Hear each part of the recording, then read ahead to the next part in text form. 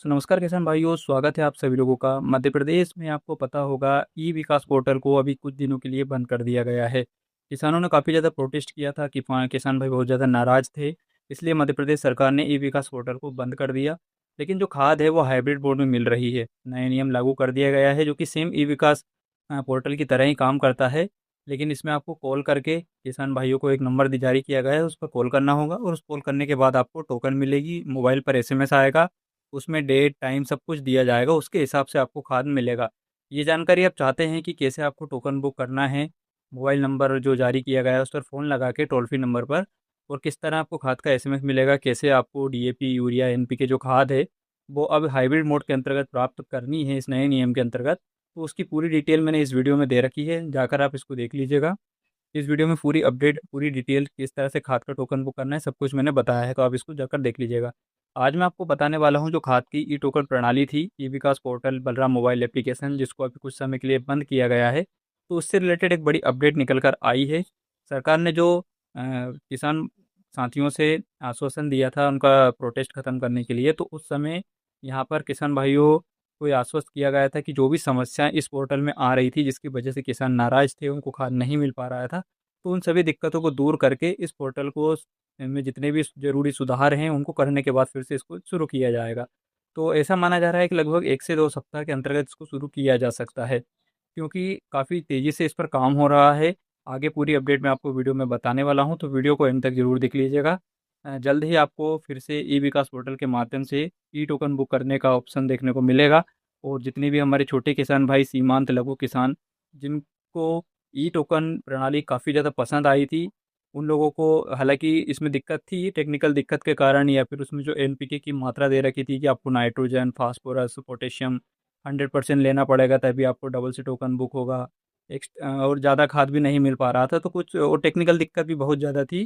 कभी ओटीपी नहीं आ रहा था, तो कभी कुछ एरर आ रहा था, तो इस प्रकार की परेशानी काफ़ी ज़्यादा उसमें देखने को मिल रही थी। लेकिन सरकार का कहना है कि शुरुआती चरण है, इसको नया-नया लॉन्च किया गया है, इसलिए भी काफ़ी दिक्कत देखने को मिल रही है। लेकिन इस बार जब ये रीलॉन्च होगी, तो इसमें जो भी ज़रूरी बदलाव हैं, वो किए जाएँगे। उसके बाद इसको शुरू किया जाएगा और मेक श्योर किया जाएगा कि इस बार किसान भाइयों को किसी भी तरह की तकलीफ ना हो, और जो भी इसमें ज़रूरत थी, उनको जोड़कर फिर इसको शुरू किया जाएगा। तो इससे रिलेवेंट कौन-सी बड़ी अपडेट है, चलिए इसके बारे में मैं आपको बता देता हूँ। किसान भाइयों, यहाँ पर आप देखेंगे तो ये ई विकास पोर्टल को बंद करने और बिना टोकन के खाद देने की जो प्रोसेस थी, उसके बारे में इसमें जानकारी दी गई थी, जिसमें बताया गया था कि सरकार ने ई विकास पोर्टल को बंद कर दिया गया है, और अब जितने भी किसान भाई हैं, उनको खाद जो है वो नई व्यवस्था के अंतर्गत दिया जाएगा। ठीक है, ये आप यहाँ पर देख सकते हैं। लेकिन यहाँ पर आपको एक चीज़ ये भी देखने को मिल रही होगी कि सरकार ने हाई लेवल कमेटी बनाने और उसके बाद उसके माध्यम से खाद वितरण करने का यहाँ पर किसान भाइयों को आश्वासन दिया था।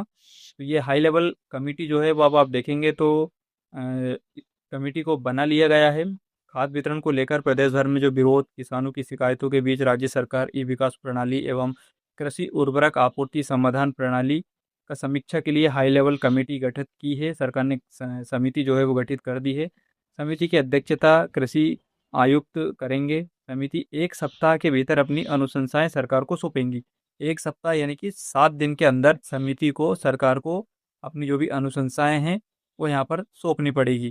किसानों के सुझावों के आधार पर ई विकास प्रणाली में महत्वपूर्ण बदलाव की संभावना है। सरकार के अंतर्गत जो कमेटी गठित की गई है, वो कमेटी जो है वो किसानों से सुझाव लेगी, उसके आधार पर ई विकास प्रणाली में महत्वपूर्ण बदलाव किए जाएंगे। समिति में प्रबंध संचालक, मार्कफेड, नर्मदापुरम आयुक्त, नर्मदापुरम हरदा कलेक्टर के सदस्य होंगे। किसान कल्याण एवं कृषि विभाग के उप सचिव को सदस्य सचिव बनाया जाएगा। इसके अलावा समिति नर्मदापुरम और हरदा जिले में दौरा करेगी और यहीं के किसानों से सुझाव मांगेगी। सबसे ज़्यादा परेशानी हरदा, नर्मदापुरम और हरदा जिले के किसानों को उठानी पड़ी थी इस व्यवस्था के अंतर्गत, तो वहीं से किसानों से सुझाव मांगा जाएगा। तकनीकी समस्याओं का परीक्षण भी इस कमेटी के द्वारा किया जाएगा। ठीक है किसान भाइयों, तो वो 2-3 दिन पहले की खबर जो थी मैंने अभी आपको बताई। लेकिन आज एक नई अपडेट और आ चुकी है, जिसमें खाद वितरण को लेकर किसानों से अफसर, जो अधिकारी हैं, जो कमेटी के सदस्य हैं, वो डायरेक्ट अब बातचीत करने, चर्चा करने पहुंच चुके हैं। आज नर्मदापुरम और कल हरदा पहुंचेगी हाई पेवर कमेटी, पता करेगी और सुझाव मांगेगी। ठीक है, तो आज नर्मदापुरम में ये कमेटी गई है। यहाँ यहाँ पर किसानों से चर्चा की गई है।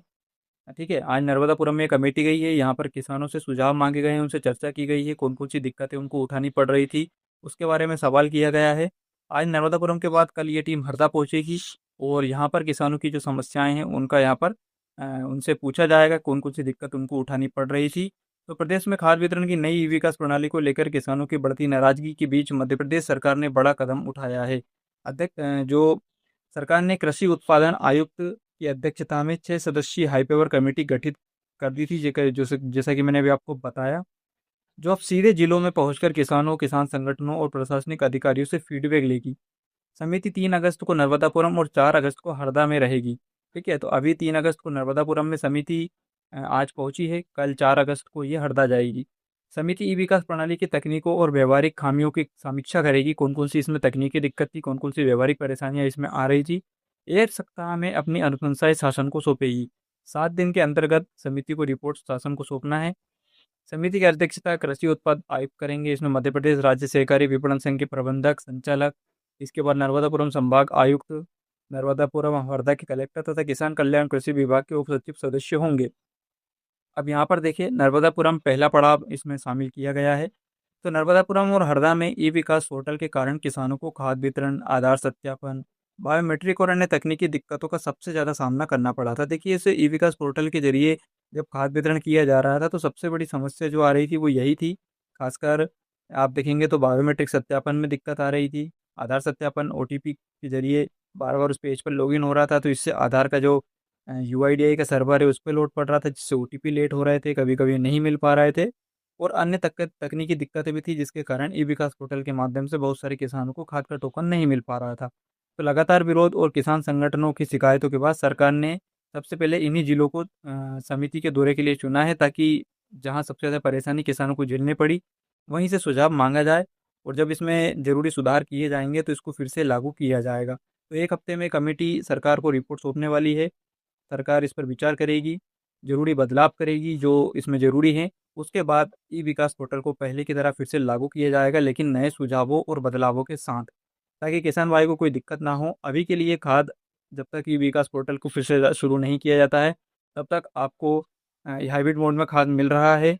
आप खाद ले सकते हैं। यूरिया, डीएपी जहाँ अवेलेबल नहीं थे वहाँ पर रेक लग चुकी है और वहाँ पर भी खाद अब पहुँच चुका है। तो आप अभी के लिए हाइब्रिड मोड के अंतर्गत अपनी खाद प्राप्त कीजिए। आने वाले समय में गेहूं के सीजन तक या फिर अगले 15 दिन 20 दिन के बाद ई विकास पोर्टल को फिर से सुधार के साथ लॉन्च किया जाएगा। फिर हम वीडियो बनाकर आपको फिर से जानकारी देंगे क्या क्या बदलाव किए गए हैं। तब तक आप चैनल सब्सक्राइब कीजिए, इस वीडियो को अन्य किसान भाइयों के साथ शेयर कीजिए और आप कौन से ज़िले में ये वीडियो देख रहे हैं, वहाँ पर खाद की क्या स्थिति है, किस तरह से आपको खाद वितरण किया जा रहा है, कमेंट करके ज़रूर बताइएगा।